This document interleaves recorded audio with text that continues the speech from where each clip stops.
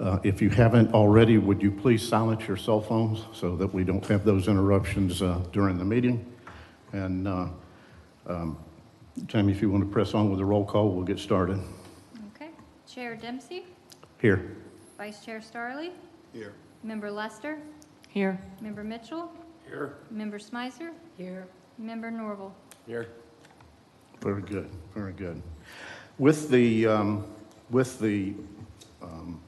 roll call completed, our first thing we do, as with every city commission meeting and board meeting, is we invite public participation. And this is an opportunity for residents to make comments, give us your concerns, your thoughts, your opinions about the airport noise issue topic. But I do want to make one thing clear from the outset, that this workshop is a kickoff of an in-depth noise study that's going to be taking place over the coming months. And part of that, the consultants are contracted to come back and present their findings in depth with findings and recommendations. So we won't have a lot of answers today, but we do want to hear from the citizens that have a concern or a comment that they want to make. So we will allot 3 minutes for each person that wants to make some comments. We do have to save time for the consultants to make their presentations and give us the overview of what their project is going to do. But we can begin right now with the public participation. Do we have anyone that would like to make a comment? You, sir, right there, raise your hand first. If you would come up here and introduce yourself and give us your address. If you're not comfortable with an address, just tell us which community you live in, whether it's Inlet Shores or wherever. Yeah, thank you very much. My name's Steve Wood. I live at 17 Cunningham Drive in Inlet Shores. My wife and I have been residents there in Inlet Shores since 1993. So we're early, kind of early residents before the airport started to expand with a lot of the flight traffic that we experience today. We can remember a lot of times we could go sit in our backyard and enjoy ourselves. We can't do that anymore because we live on the part of the community that faces the mangroves. So runway 1129 is basically right behind our house. It's far enough away that if the traffic would stay long when they take off from that runway and go around us instead of across us like they do consistently. There are some that go around, and when that happens, it's like, oh my gosh, if they could do that every time, we wouldn't have near the problem that we have. Actually, I got some history with airport management, working with our city manager. I started working with Rhonda back when she was still here. I worked with Adam, and I've been working with Arvin, who's done, in my opinion, an awesome job. Very, very good to work with. But in 2020 is when I think I started the effort with Rhonda, and it's been 2.5, almost 3 years, and I really feel that we have not made hardly any strides towards the things we've talked about. I've met with airport management. I've met directly with Epic Aviation. Have not met with the other flight schools. But it just seems like that we talk about a lot of things, but they don't come to fruition because I think there's no follow-up with the flight schools, with their instructors and pilots, to make sure that they understand what they're asked to do. And I think that one of our biggest problems in our neighborhood, and I think I'm speaking for most of the folks in Inlet Shores, the touch and goes are a big problem. Touch and go traffic usually picks up around, I'm going to say about 3:30, 4 o'clock, and goes till 10 o'clock, sometimes 10:30. And these flights, instead of going out runway 1129 and getting around our community, and I don't know if you guys have these, if anybody has given any of these out, or if you guys possess these, which shows the recommended route for the air traffic. It's very clear that we don't align with any of the runways. They literally have to go out of their way to cross over us. They could very easily go around us and aim for the sand pile, which is very clear on the chart. I would think anybody that's learning to get their pilot's license could follow this. But we still can't get there to this point. Cutting across us instead of going around us, something's got to give. Okay, we appreciate that. Okay, am I okay? That's your 3 minutes, Oh, is boy. right there. Had a few more comments, but I guess I'll have to make them next time. I'd like to have one of those, please. I'm sorry? Could I have one of your? Do you only have one of those? Yeah, I'll get this tomorrow. Okay, hold on. I'll just take it. Steve, you got another 3 minutes. That lady yielded her 3 minutes to you. So you can finish up your comments. You're doing an excellent job. Thank you, Debbie. Debbie's my next door neighbor. She lives across the street from me. And yeah, she's been to live without having the inordinate number of planes, and that was my second thing. In addition to the touch and goes that go on up until 10 o'clock, the frequency of these flights coming off the runway is absurd. I can sit on the back of my porch and I can count less than a minute between takeoffs. And once the noise from one plane clears, there's another one coming right after it. Now, this isn't all the time, but this is a lot of the time that this happens. So I think if we could look at the possibility in regulating these flights, if they're overbooking the students to come in all at one time and they've got them all lined up, maybe they should book a few less students each evening or afternoon, because it looks like they're just cramming them in, cramming them out. The other thing is that we need rest on Sundays. We deal with this 14 hours a day, 7 days a week. And if you guys live anywhere in these communities or anywhere around us, you understand what I'm talking about. It's destroyed our quality of life in Inlet Shores. And I get worked up over it because I spent a lifetime paying my house off. I retired a couple years ago, and I wanted to enjoy my property. I can't do it. It's just, there's too much buzzing in the air constantly. There should be rest on Sunday. I know that reading the new or revised noise abatement schedule here, that they're still allowed to fly on Sundays, but it says no repetitive training. So the definition of repetitive training, to me, is still a little bit unclear. Does that mean touch and goes? Or does it include a lot of continuous flights off the same runway? Or alternating runways. Instead of putting all the traffic on one runway for an extended period of time, if there's a light wind, take them off of 1129 behind us and put them back on 725. There's got to be ways that, as we research this and you guys work on a plan that could work for everybody. It could work for the flight schools and it could work for the residents. But generating noise 7 days a week is not right. I mean, no community should have to endure that. Okay. I look forward to hopefully, being a part of the solution.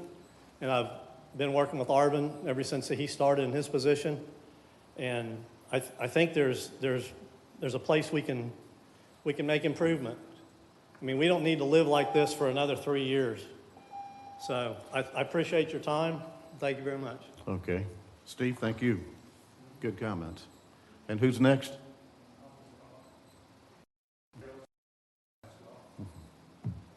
Good afternoon. My name is Tom Long. You've probably seen an email recently from me.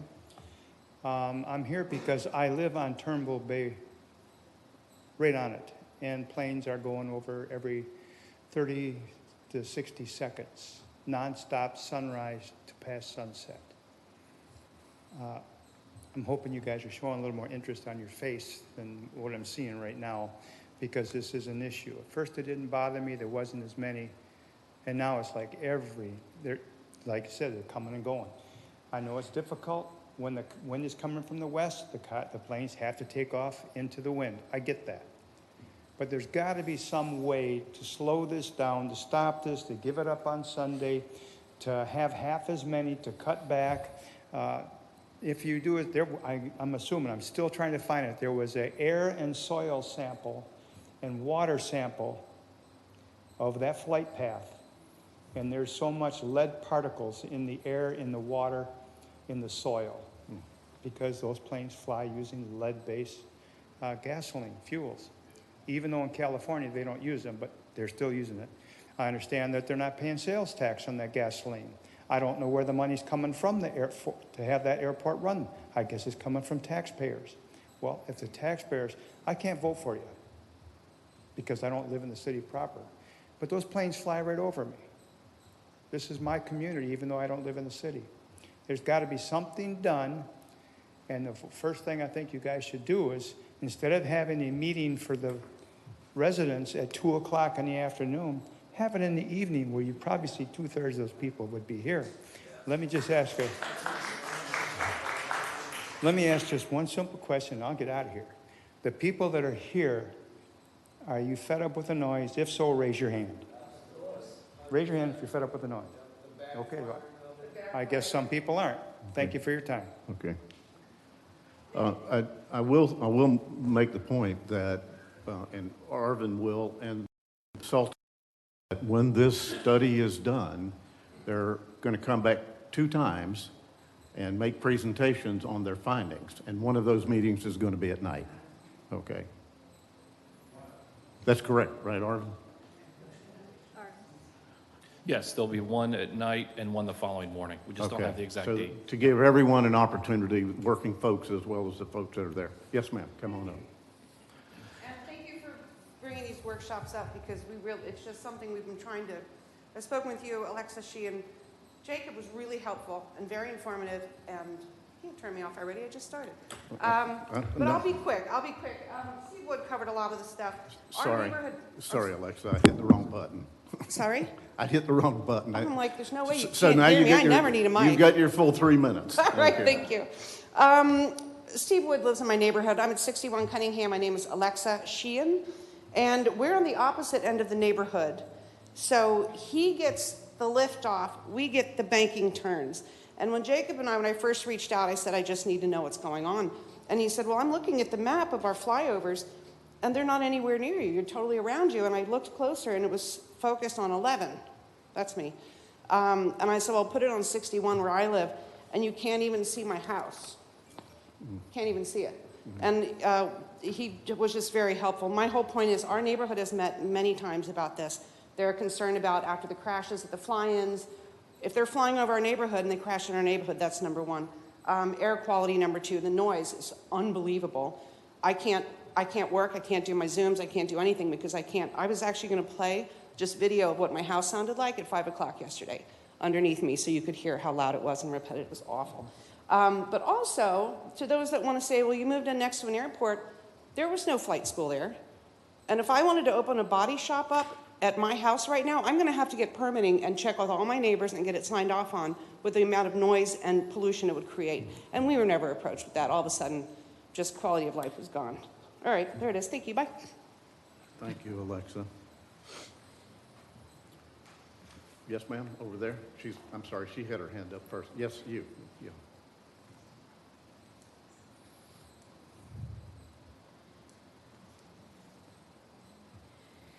Hi, good afternoon. My name is Eve Payer. I work for Atlantic Center for the Arts, which is at 1414 Arts Center Avenue, right underneath Flight Pass, where they kind of turn, as we were talking about. And it's not just an issue for our community here and the residents of that particular neighborhood, but it's also the international artists that come from everywhere to study and to delve into the process of being an artist. They come to Atlantic Center for the Arts and live and work for 3 weeks at a time. We have this 5 times a year, and the amount of difficulty and disruption that it can cause anyone that's trying to work, whether they're writing a novel or they're trying to come up with the next great composition, is very detrimental to have this noise interference and noise pollution happening. ACA also also works in the realm of soundscape studies, also known as acoustic ecology. And this is a really big study that is going on globally. The momentum is huge in both Europe and Australia. So this is not just a local issue. This is something that if New Smyrna Beach chooses, they could lead the way in actually curbing this kind of noise pollution. It is detrimental to health, sleep disturbances and heart rates and anxiety go up with noise pollution. As well as wildlife. You have to think about, if we're going to divert the flight paths of these flight schools, where do they go? And just thinking about how much we care for the environment here in this community is also an aspect of this. So I just wanted to come up and kind of speak on behalf of hundreds of artists that come from around the world just to this spot to find tranquility. And it is very difficult and detrimental to them with all of the interference from noise pollution. So I know that the airport wants to be a good neighbor, as does Embry-Riddle, and I'm sure there's a compromise that can be made. So it's not a black or white issue. This is something that is this discussion, and I appreciate you having this opportunity for us to talk. Thank you. Thank you. Thank you. We appreciate that. This lady right here, she's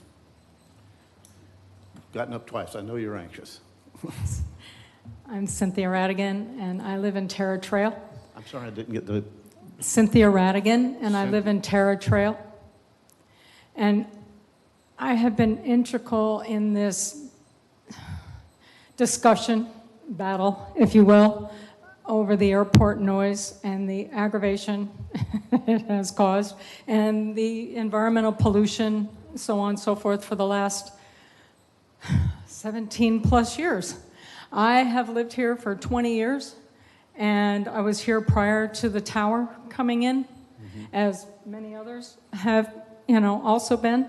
And when the tower came in, we were dealing with one thing that needs to be pointed. Before the tower was built, most of these residential areas have been built up around this airport since the airport existed in the 40s. We all get that. Nobody that moved here was completely oblivious to the fact that they moved next to an airport. We all knew we were going to hear the occasional plane going in and out. None of us had a problem with the local pilots and the local plane owners and, the people that, needed to come and go for business or pleasure or whatever reason. It's the flight training. Epic Aviation moved in here in March of '05. Most of us were here long before that. And for the sake of their bottom line, the airport management and the city have basically acquiesced to the needs of the businesses and the people that have a vested interest in the airport and building businesses. So their need for income has overtaken our need for quality of life. Aspect of our lives, every aspect of our lives. We try to, basically schedule our lives around the wind direction. And God forbid that the weatherman's wrong, which we all know is at least 50% of the time. And so all of a sudden, our entire day and everything we planned has changed because now we have got a plane every 20 to 30 seconds over our house, or even 10 seconds, especially when you call to complain, and all of a sudden, they know that the wind, is about to shift, and we're getting clobbered every 10 seconds over our house. I have anywheres, and I'm off of 2.5, so I have a plane either taking off over me, landing over me, or turning over me on every single takeoff from that airport. That means I have anywheres from 460 to 840 planes per day over my house. Per day. That's not living. That is a sentence to hell. I mean, who wants to live like that? These guys know how to fly quiet when they choose. But if they don't choose and they want to aggravate you, they know how to do it. Anybody over there knows how to use a phone and GPS coordinates, and if they got the GPS coordinates of your address and you're being a thorn in their sides, they target you. I've been one of those that's been targeted. May I have your 3 minutes? Thank you. Yeah, but I do have just a couple of things to say, and she can have the remainder of my 3 minutes. All right, I'd like to remind you people that Excuse me, would you introduce yourself first Yeah, and I'm tell her us? husband. Oh, okay, Charles all right. Radigan from Scarlet Trail. Okay. Okay, we're just west of the airport, and it doesn't matter how the wind is. We get the planes all the time anyway. They're either landing or they're taking off, and they know right where our house is. Okay. Meow. Yep. Right over We here. got Cynthia's name. You Can all you work give us for your the name, please? residents here, is that correct? Am I right in saying that? Do you all work for the residents? No, this is the Airport Advisory Board. This is Yeah, not the but city with commission. you have the residents as your objective to protect? Well, there's a charter for all of the individual city boards, okay? And in our charter, our primary responsibility is to make recommendations to the city commission on the efforts and activities that are going on at the airport, the activities that are taking place. And as residents of this community, we certainly have all of the human aspect of living and residing in New Smyrna as in our minds all the time with everything that we're doing. So, Well, yes. the only reason I had to bring it up is we've been coming to these meetings for almost 20 years, and nothing's happening. We don't even know who to call anymore. Yeah. Who do you call? Anybody you call, they can't say anything to any of the people that work at the airport anyway. Okay. May I finish up his couple of minutes?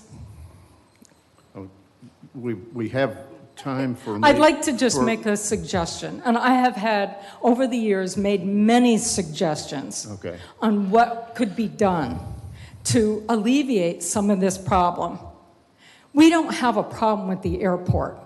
We don't have a problem with the local pilots and the local businesses at this airport. It can be a boon to the city, obviously, and that was what the city, I think, was hoping initially.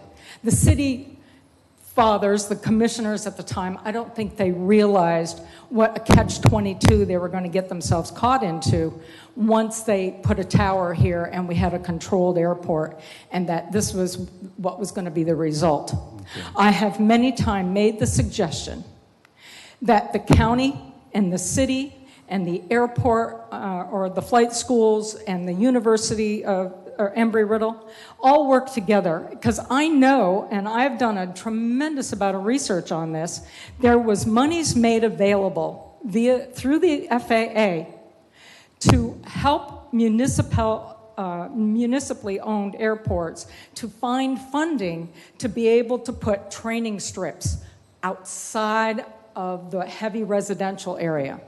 And I have many times suggested that they put a couple of training strips out west in the county away from the heavy residential areas and move the tower out there to make it safe for the student, training, which is nonstop repetitive, make sure it's safe and nobody gets harmed.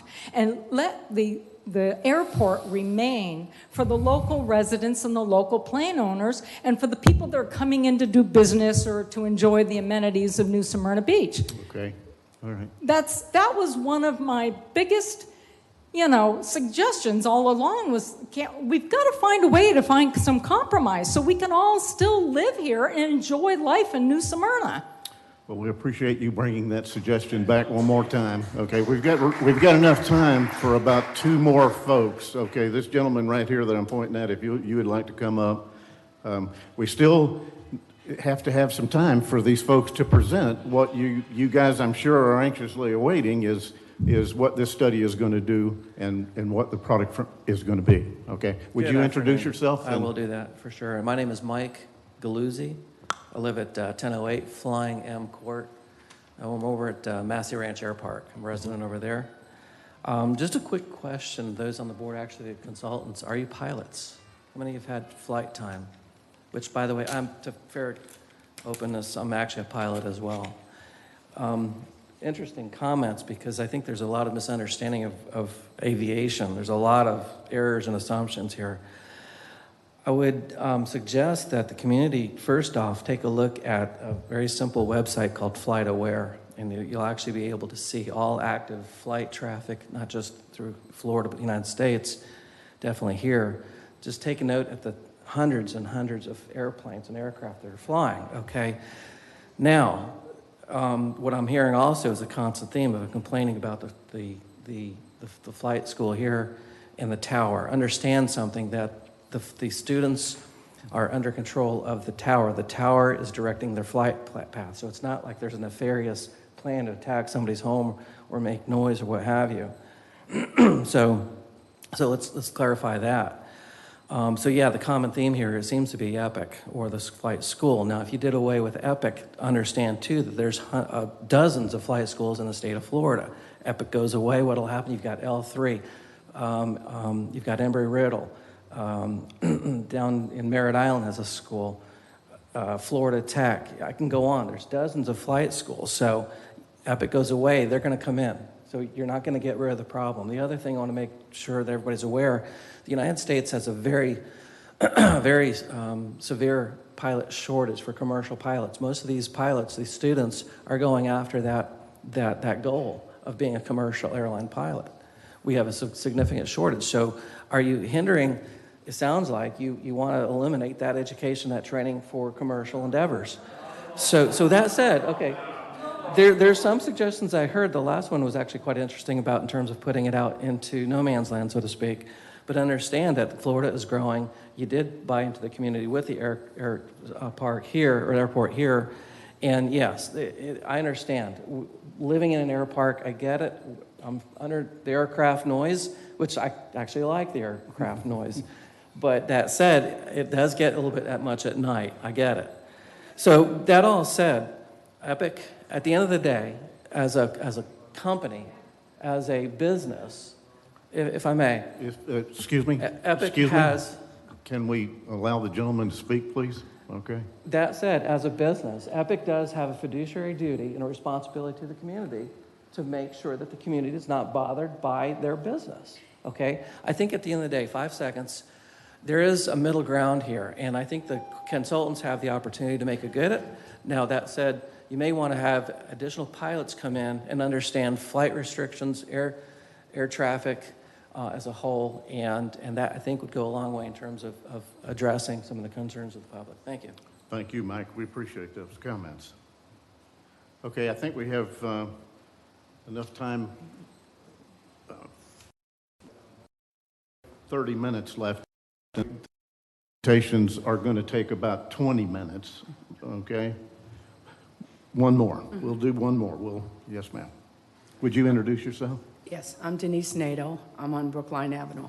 I have a beautiful home, but I'll tell you, when you go out, you can't hear anything. The backfiring is constant. I mean, all day long. And my thought is, when they turn off that engine, you're not going to land in my neighborhood. It's an old neighborhood. There's no room. There's no room. Why can't they go out over the water and do that stuff? Yeah, my name is Mark Ruth. I'm her neighbor. I live right next to her. Okay. And these airplanes are less than 100 feet over the top of our house.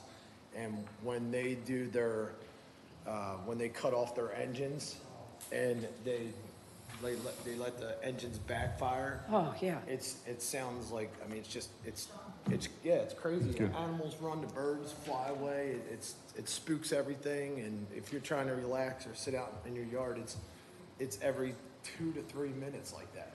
I thought my acre and a half was going to not be chaos. It's absolute chaos. And you can't even hear. It's like, what are they doing?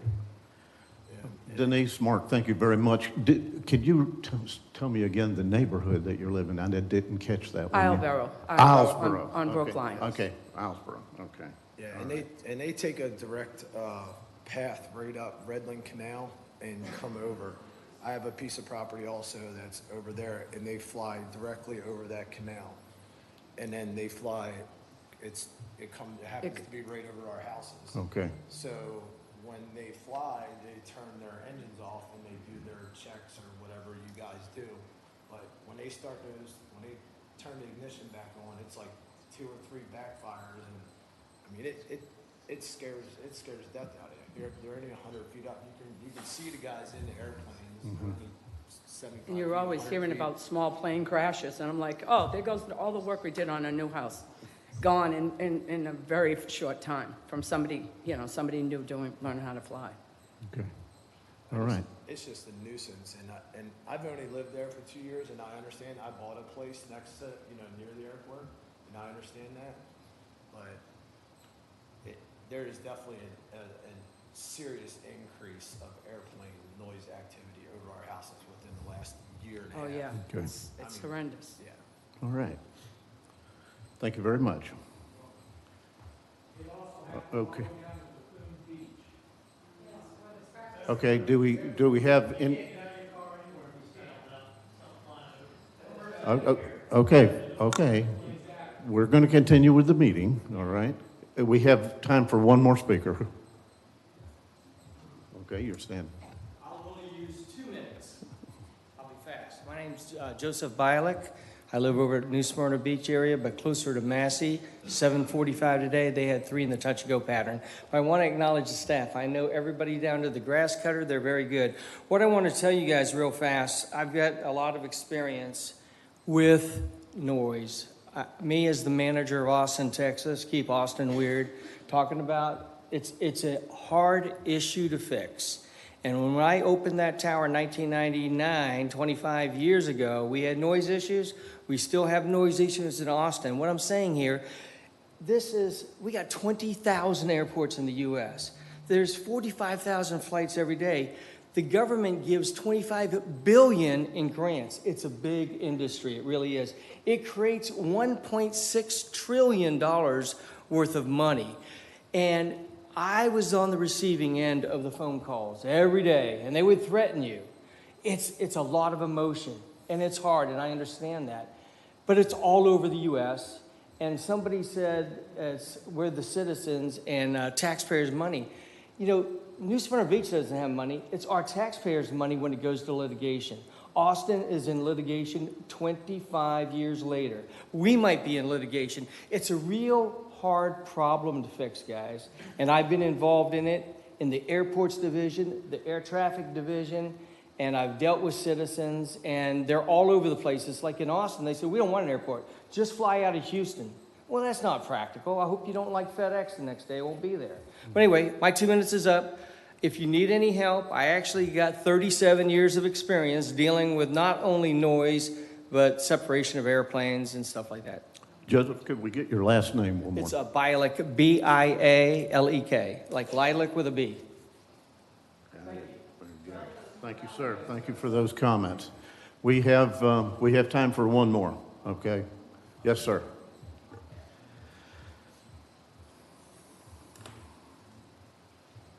I'm Bill Krellin. I live on Bayview Drive, directly across. I have one recommendation that I'm going to want to bring to the consultants, and that is on your website you have guidelines for the pilots to follow. Now they're voluntary. It states that. And they're not even coming close to following it. You've heard a lot of different issues. The one is that they shouldn't be doing touch and goes except between the hours of 8 a.m. and 5 p.m. They're not even coming close to that. So my recommendation is they're not going to comply with these unless we put some teeth into make them regulations, not voluntary guidelines. So consultants, I'm assuming that are you two guys here. I would like for you to take a look at that, putting teeth into these guidelines, fines, monetary fines, because if we don't do something like that, they're not going to pay any attention to us. You've heard people standing here saying they've been bringing these same issues up for 20 years. If you don't put a fine, a monetary penalty against them, they're just going to blow us off. Thank you. All right, Bill, thank you very much. We appreciate that. I think that we're at that point in our time schedule that we need to allow Arvin to, this is Arvin Weiss, he's the airport manager, to introduce the city has contracted with and them talk about what they're going to be studying. I think it's going to be pretty much right down the line of the concerns that you folks are raising today, okay, about, so it's going to be a revisit of what was done in the past, looking for everything that has changed and things that we may be able to do differently. So Arvin, if you would take this and introduce. Yes, and thank you, Jim. And I want to thank everybody. Appreciate it. I was you, like Steve said, and I want you to know that we hear you. We are working hard to find solutions, and we work hard every day to make the airport as safe as it can be, and that includes, of course, taking your concerns into account. I want to introduce Mike Arnold. Mike has, he's a Senior Vice President for Environmental Science Associates. That's a very big planning and environmental consultancy. He has more than 30 years of aviation planning, environmental and noise project experience at more than 120 airports worldwide. I was recently looking at one of the studies he did for Atlanta, which is one of the biggest airports in the world. Happy to have Mike here. He has a very intensive understanding of the operational environment and community concerns that are unique to Florida. So without further ado, welcome. Thank you, Arvin. Again, Mike Arnold. I'm located in Orlando, Florida, 5401 South Kirkman Road. I do this type of work all over the country, but I live in Florida, and I do extensive work in the noise environment, aviation noise environment in the state of Florida. So I understand the unique operational conditions, the environmental conditions that we enjoy here in Florida, and how the interface between aircraft overflights and the outdoor environment that we so highly value living here in Florida are in conflict. It is a particular challenge here in the state of Florida with the amount of training activity that's going on. We essentially are the largest training location in the world for new pilots. And as indicated previously, there is a pilot shortage, so there's a lot of demand and interest in that type of activity. I'll briefly go through our scope of work, and happy to address any questions that you have as I kind of work through that. Arvin, if you want to go to the next slide, just from an overview standpoint, let that advance. Okay. Just give a little bit of the background related to the noise environment and history of noise analysis here. I'll talk about the scope of work and the different components associated with that, and I'll talk about the preliminary schedule for our analysis. If you want to advance. So just to give you a little bit of background, a formal, what's called a Title 14 Code of Federal Regulations, Part 150, Noise and Land Use Compatibility Study was conducted back in around the 2010 timeframe. So the only formal mechanism that airports have throughout the U.S. to get all the stakeholders to the table and determine if there are actions that can be taken and implemented on a mandatory basis to address noise concerns around airports. The study did develop a number of recommendations as part of a noise compatibility program, but in order to actually be approved by the FAA, we have to demonstrate that the number of non-compatible land uses within a certain noise level are actually reduced as a result of each of the actions. And we have to demonstrate to the FAA, or they will disapprove those measures for the purposes of Part 150. At the time the previous study was done, there was a decrease in activity because of the Great Recession. It was around the 2010 timeframe. And so the study was suspended at that time. It developed a draft noise compatibility program. It didn't move it forward for approval with the FAA because the FAA indicated there was nothing that they could formally approve as part of that. That doesn't mean that you couldn't still pursue the measures outlined in that study on a voluntary basis with aircraft operators. A lot of the discussion here today is talking about leveraging those relationships with air traffic, with the aircraft operators, the training operators, to try to implement measures that can provide some relief to the community. And that is something that can be advanced and moved forward with the cooperation of those operators and with the cooperation of the FAA. This analysis is essentially going to update our understanding of the noise environment from the 2010 timeframe to get a better understanding of how things have evolved over time and where things could go moving forward. So the scope of work includes reviewing the current operational conditions, taking a look at what has changed since the previous study and over time. We look at things like aircraft activity levels, fleet mix, runway use. How is the noise being distributed throughout the community? Has it changed over time?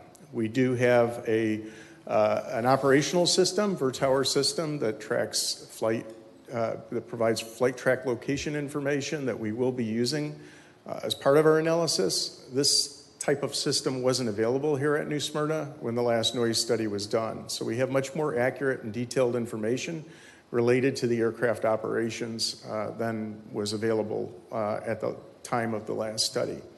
We're also going to look at changes in the overall community. Have there been changes in land use that have increased population in the vicinity of the airport? And how is over the last 3 years with COVID, how is the turnover within the communities, how has that changed? Has there been a high population transition, a lot of real estate sold so that we have a lot of new people introduced into this environment that may not be used to the operation of the airport? We heard from a lot of people today. A lot of people have been here for a long time and they've experienced the evolution of that noise environment over time. But it's just another data point that's important to understand. How has the community changed? What we have seen at other airports throughout the state of Florida is a lot of sight unseen property purchases during COVID. A lot of people ended up purchasing properties in areas that weren't aware that the airport was nearby, trying to get an understanding and a sense of the potential for something like that. Then we're going to look at existing noise contours. We're going to generate new noise exposure map that looks at the existing condition noise exposure so that we can understand how has that evolved since the previous study and help inform our strategy and approach moving forward. The reality is that those contours are probably not going to show that many of the people in this room today are affected by noise. The way the FAA analyzes noise, we look at cumulative effective noise, and as you heard, a lot of the community's concerns are about the constant and frequent overflights of training activity in particular. So that's again something that would have to be pursued and expanded further as people are affected. So the contours we generate really show what the people are that are impacted based on federal criteria, federal regulations, but we'll be looking at the people that are actually affected, maybe a level below what's considered significantly impacted. We are going to be having 2 community open house workshops. We're going to have my team will be there to support that, to allow community members to come in and talk to our staff, be able to collect information on their specific issues, better understand what their particular concerns are. I've jotted down a lot of notes today, and we'll continue to collect that information and really kind of start to develop those buckets and better, get a real good understanding on where the biggest bang for the buck might be and how we focus our efforts moving forward. If you want to go to the next one. Oh, I'm sorry, go back one, Irvin. Too far.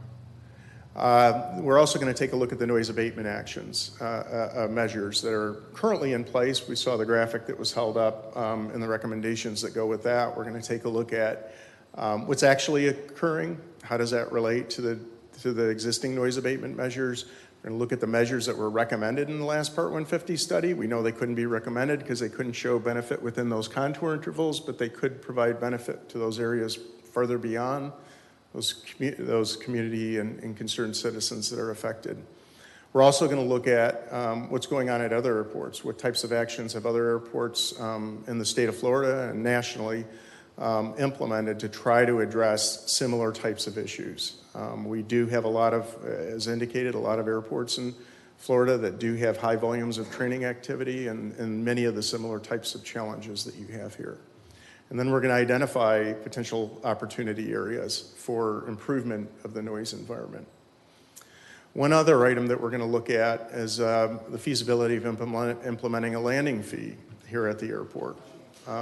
It's important to note that this is a non-noise related measure because you cannot implement an action to inhibit activity at the airport for the purposes of noise without going through an extremely onerous process that's called a 161 flight restriction, potential flight restriction process. But you do have the ability to implement landing fees for cost recovery and maintenance because you do get a lot of activity at this airport that doesn't buy fuel. They don't, contribute to the upkeep of the airfield. So this will help you better understand what strategies might be for there to be able to move something like that forward. Finally, we're going to be, compiling all this information into a final presentation, ultimately conducting a city commission briefing as well. We'll be summarizing all the information, our observations, how things have evolved over time, the community feedback that we've received throughout the process, and then also ultimately the potential opportunities for improvement and recommendations moving forward. And if you want to move to the next slide, our schedule. Today's our kickoff meeting. We are just starting the clock today. Over the next 2 months or so, we'll be analyzing the current operational conditions at the airport and beginning to generate existing contours. We're going to be collecting that flight track data, analyzing that data, determining how it compares to previous analyses. We'll be putting out an advertisement 30 days in advance of the community open house, which will come out in around May or June timeframe, with the community open houses in the June or July timeframe. And then we will complete our review of the noise abatement measures by August, as well as the landing fee feasibility analysis with that briefing in the September timeframe. So that's where we are, and I'm happy to answer any specific questions related to the scope of work. With this schedule that you have on the screen right now, will they be daytime or evening meetings? We've made provisions for one evening and then the following morning to be able to get people that maybe are available during the daytime hours that work, later in the day or are retired that want to come earlier in the morning, and then we'll have an evening opportunity too. So our entire time, our team will be here for that, for both meetings, and we're trying to do it on consecutive, an evening and then a morning, to make it as cost effective as possible and get as much good input as we can. The work scope that they agreed to with the city includes that nighttime meeting, evening meeting, and a daytime meeting. So that was our effort to try and make sure that everyone has an opportunity to participate. Absolutely. Okay. Any other questions from the board? Okay. Okay.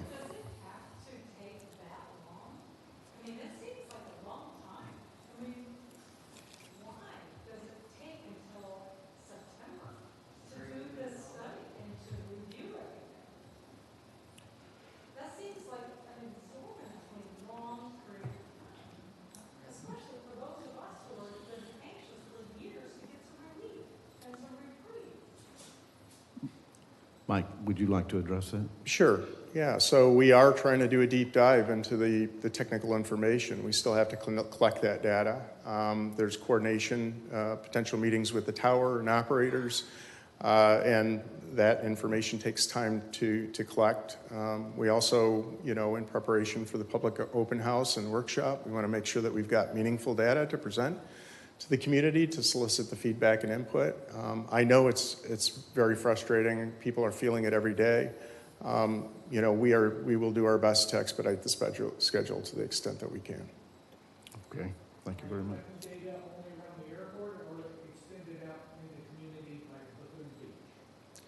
We'll be looking at the overall broader environment. So we're going to look at overflights as they extend out. I took a lot of notes from the different community areas that are affected, trying to understand, where the community concerns are, and determine how we can, dig into that or address that.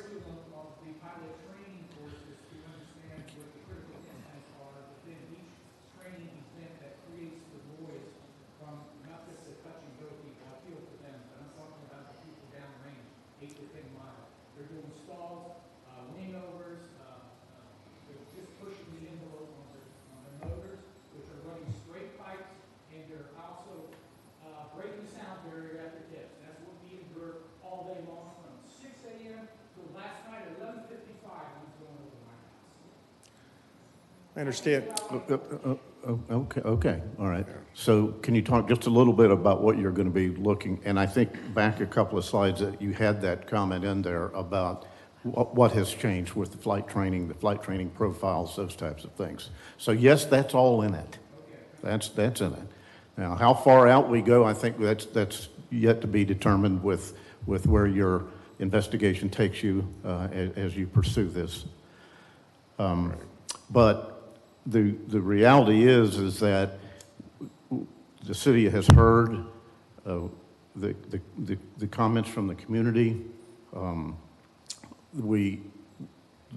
we approved the VerTower system, you've heard that term used, that enables us to use software to track the number of flights every day and their actual flight paths. So who is conforming to the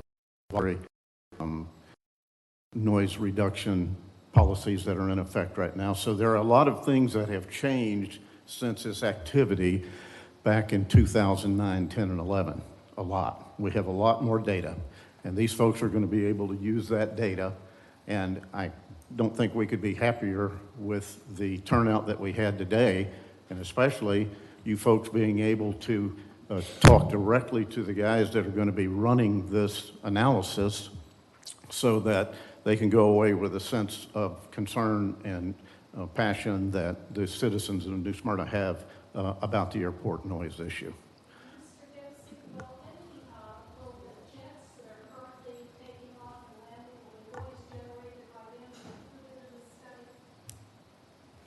Yeah, we'll be looking at the entire aircraft fleet. We'll be looking at all aircraft. This study will look at every aircraft that utilizes the New Smyrna Beach Airport. Unfortunately, they just missed the blimp that was here last weekend. Okay. How much time do we have? I didn't know if you had another, was Steve going to speak, or is anybody else going to speak relative to this? No, there isn't anything else at this time that we have. Okay, all right. If you don't mind, we have time to take another question or two here for Mike. Does that work for you, Tammy, as far as our setting up for our next meeting? I'm fine with it. I know that this meeting's being recorded. I don't know what the recording picks up. That's my only concern with some of the questions. Yeah. So. Okay, all right. That lady back there, waving.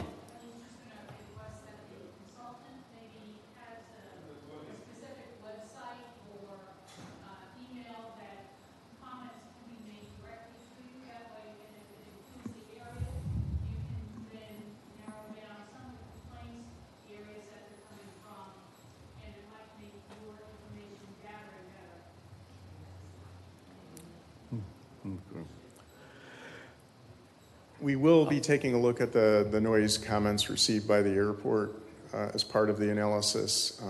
So I'm not sure we need to collect separate comments for this purpose. If you all like, what I suggest is if you could email us any questions or that you might have, and we have a very simple email address. It's airport@cityofnsb.com. And that email comes to myself, our entire airport administrative team. We will try to get back to you as we can, and we'll collect that information. And if you have a question, please do send it to us. Okay. Thank you very much for everyone that has come out today. We do have a regularly scheduled airport advisory meeting that's supposed to start in 5 minutes. We need some time to get shift gears and get ourselves into that meeting. So We thank you very much for everybody that came out today. Your participation is awesome, and we appreciate it very much. And guys, I have a business card up here if you like for a. Thank you. Absolutely.